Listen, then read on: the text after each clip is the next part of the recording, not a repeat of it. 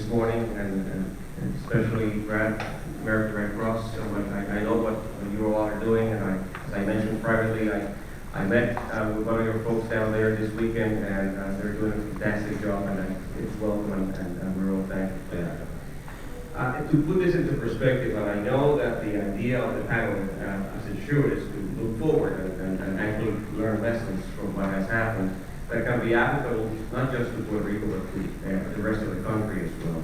As Dan mentioned, we've been part of the U.S. for 120 years, in American citizens for 100 years, participated in every single war since we became citizens in greater numbers proportionally than any state of the country. We're proud of that.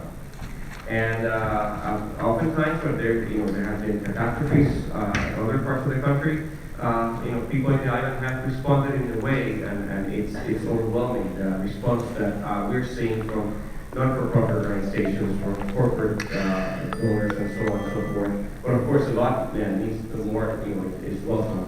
And there's a lot going on, and the damage is extensive. To put this into perspective, this Irma hit Puerto Rico hard, but it was not a direct hit. But then, as I was mentioning in the earlier discussion, that was the first punch. And then came this direct hit by a major hurricane. It was only 1 mile per hour shy of being a Category 5. In the first 24 hours, it rained in Puerto Rico as much as it did in 3 days in Houston. There's no infrastructure in the world that can handle those 2 punches.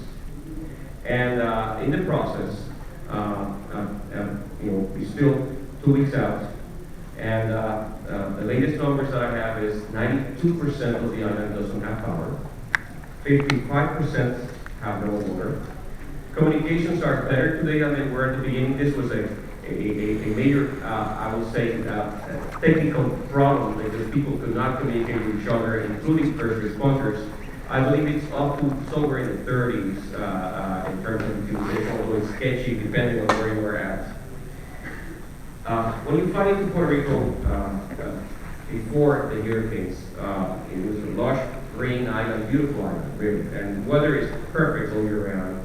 And our people are joyful and truly enjoying life.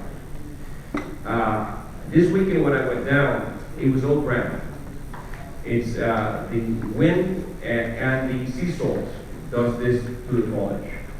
But what really struck me was the scars that I saw in everyone I met.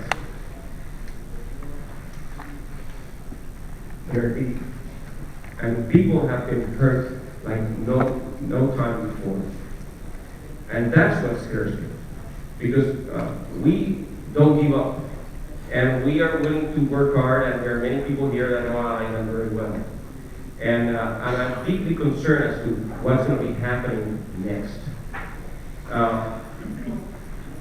If power doesn't come back soon, and people don't have jobs, and parents can't send their kids to school, that's a concern that I do have, with people just fleeing the island and not coming back. And the other thing that concerns me is those that are ill. On the plane back